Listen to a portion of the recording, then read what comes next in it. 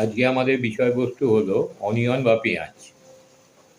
পেঁয়াজে ক্যালোরি কম থাকলেও এটি পুষ্টি, ভিটামিন ও কেয়ারসেটিনের মতো শক্তিশালী অক্সিডেন্টে ভরপুর। নিয়মিত পেঁয়াজ খেলে আমাদের হার্টের হেলথ ভালো হয়,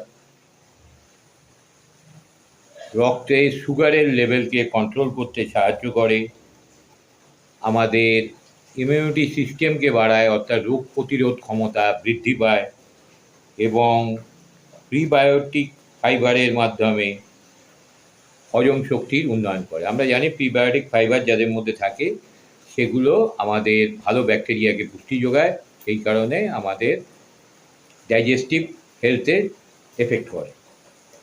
কোলেস্টেরলের উন্নতি করে কীভাবে? না, পেঁয়াজে থাকা সালফার যৌগ আমাদের এলডিএল কমাতে সাহায্য করে এবং রক্ত জমাট বাঁধতে বাধা দেয়।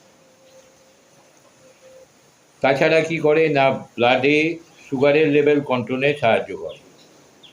অ্যালিল, প্রোপাইল, ভাইসালফাইডের মতো যৌগ রক্তের যে শর্করার উচ্চ মাত্রা কমাতে সাহায্য করে, অর্থাৎ ডায়াবেটিক লেভেলকে কমাতে সাহায্য করে এবং এটি আমাদের ডাইজেস্টিভ সিস্টেমেও বিশেষভাবে এফেক্টিভ।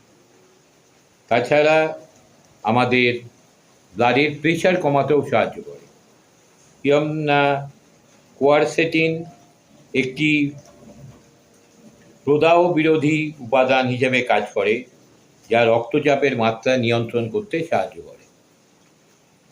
হজম এবং রোগ প্রতিরোধ ক্ষমতা, যে আমাদের যে ইন্টেস্টাইন, সেখানে যে ব্যাকটেরিয়াগুলো থাকে, সেখানে যে গুড ব্যাকটেরিয়া যেগুলো আমাদের ডাইজেস্টিভ সিস্টেমকে উন্নয়ন করে, তাদেরকে পুষ্টি যোগায়। ইনুলিন এবং প্রোবায়োটিক সমৃদ্ধ হওয়ায় পেঁয়াজ আমাদের ইন্টেস্টাইনের মধ্যে স্বাস্থ্যকর ব্যাকটেরিয়াগুলিকে পুষ্টি যোগাতে পারে।